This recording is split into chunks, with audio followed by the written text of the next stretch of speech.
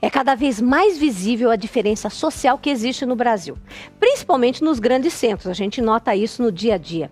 E também é cada vez maior a quantidade de pessoas que não mede esforços para mudar essa realidade e que se sente assim, tendo um enorme prazer em ajudar quem precisa.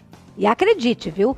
Dedicar-se a melhorar a vida de uma comunidade, de uma família ou até mesmo de uma única pessoa é muito mais que uma caridade. É realmente uma necessidade que a gente tem espiritual, uma necessidade profissional para você se realizar. E ajudar o próximo pode fazer com que você viva muito mais e melhor. É isso mesmo. Está comprovado cientificamente que fazer o bem, além de ser favorável para quem recebe, nos traz um benefício enorme para a saúde de quem pratica esta ação.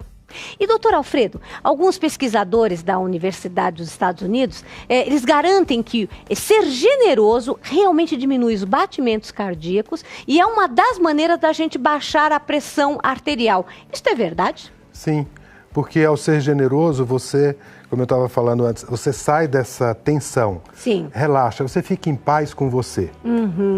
Né? Porque você já teve que sair desse primeiro impulso egoísta. Sim. Né? Você já está em paz com isso.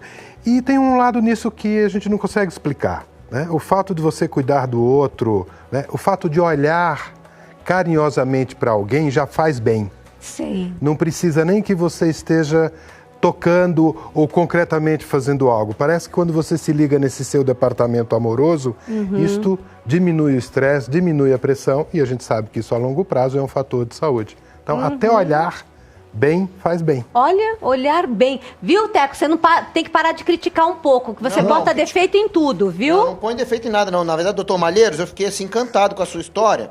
E você disse ali que começou quando você foi visitar uma favela, né? Você acha que esse trabalho, e aí, ao mesmo tempo você também está no tribunal, né, fazendo julgamentos e tudo mais, você acha que esse trabalho de você estar lá, junto com as pessoas com necessidade, ajudam a elas, né, para que elas melhorem de vida, para que elas se afastem das drogas, por exemplo, esse tipo de coisa? Ou você faz isso por quê? Por sua causa ou por causa delas? Olha, eu trabalho na favela foi há muito tempo atrás. Mas se eu estivesse hoje trabalhando com essa população menos favorecida, eu tenho a impressão que é um trabalho importantíssimo. Eu sou um dos críticos do poder público e eu me incluo nesse poder público, né? Que se afasta demais da vida das pessoas mais miseráveis. E a gente acaba trabalhando sim nesse pronto-socorro horroroso, né? Que é, por exemplo, a Cracolândia, onde eu estou com um projeto do judiciário, né? Para com promotores, defensores, advogados, psiquiatras, psicólogos, assistentes sociais, a gente trabalhar no meio da rua com as crianças e adolescentes em drogadição. Mas é muito difícil. O bom mesmo é aquele trabalho que você lembrou, né? Quando a gente vai para a periferia e puxa para a periferia escola pública boa, saúde pública boa também para a população, lazer no local onde as crianças e os adolescentes estão, porque senão, não é? Nós estamos na Vila Mariana, aqui. Você se recorda daquelas 30 crianças, não eram adolescentes, que saíram da cidade de Tiradentes, não é? E vieram fazer arrastões aqui na Vila Mariana. Quer dizer, por quê? Porque não tinha nada lá, né? Não tinha creche, não tinha escola e não tinha nenhum lazer no pedaço. Então eles vieram para lugares mais atraentes. Vieram para cá para se divertir. A gente acha que é prejudicar, mas eles estavam fazendo alguma coisa que eles achavam bacana, né? E colocando em risco as suas próprias vidas. Que coisa, então a gente precisa trabalhar na outra ponta para que esse pronto-socorro de horrores diminua. Exatamente. Então é impressionante que o senhor está trabalhando tanto no lado de ajudar as pessoas antes como depois também.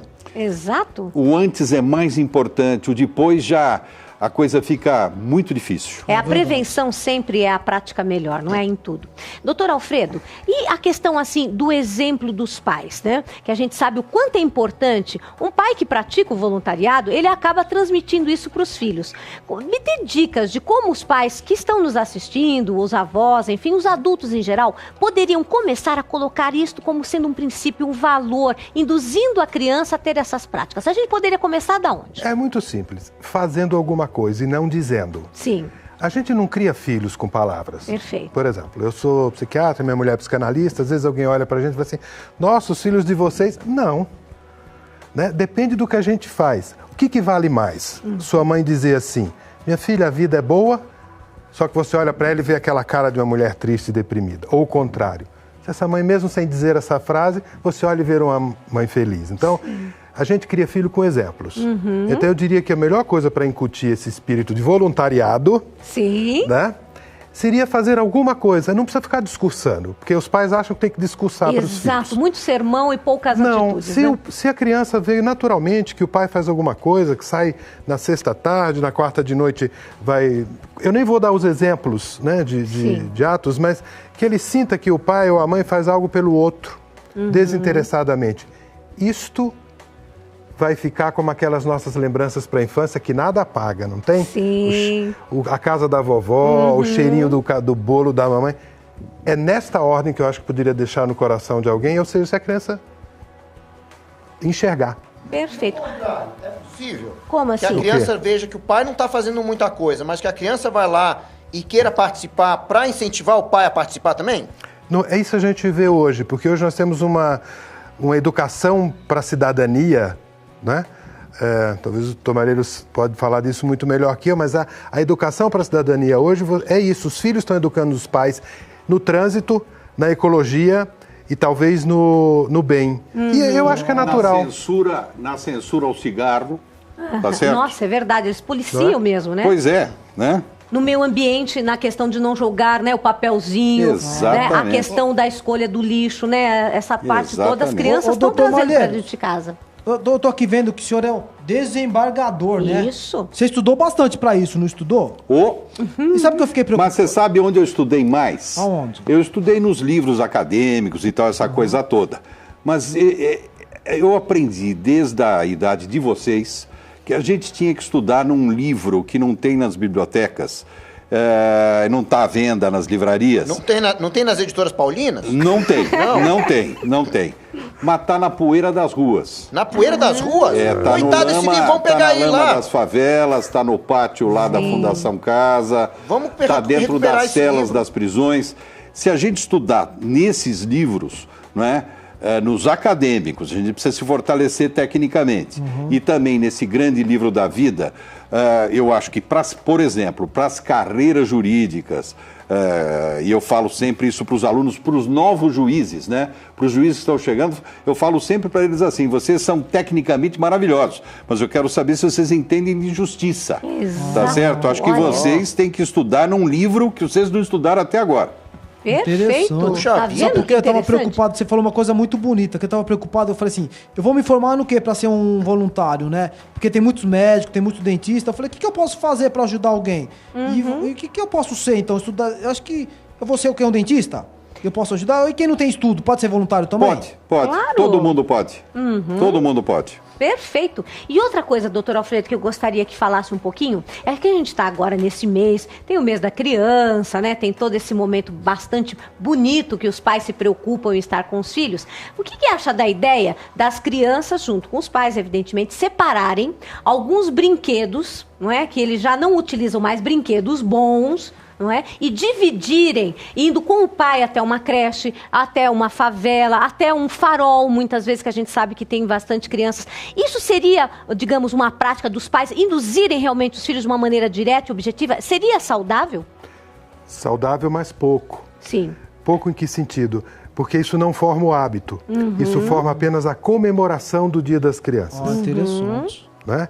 E o que eu acho que é o melhor, naquela linha do que eu estava falando antes, é de uma coisa mais rotineira, Sim. de uma coisa mais natural, que fique mais natural. Né? É como você, para evitar doença, por exemplo, diarreia, uma coisa você pode querer vacinar criança, outra coisa é... Lavar as mãos, né? Ou dar condições de sanitário para a criança, assim, de higiene do dia a dia. Então, sim, é claro que é bom que no Dia da Criança separe e vá lá, mas muito melhor que isso seria um hábito rotineiro. Verdade. Não sei exatamente o que no exemplo, né, mas de... Mas não, ótimo.